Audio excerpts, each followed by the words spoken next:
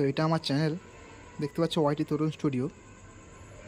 আমি ওঠাচ্ছি, স্ক্রল করছি, দেখো মা মনসা প্রো মিউজিক একটা ভিডিও ছেড়েছিলাম, 14টা ভিডিও, 14টা ভিউজ, 32টা ভিউ।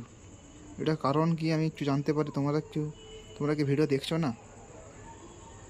তো কী কারণে দেখছো না সেটা একটু কমেন্ট করে জানাবে তোমাদের। আর তোমাদের যেটা একটা বলার কথা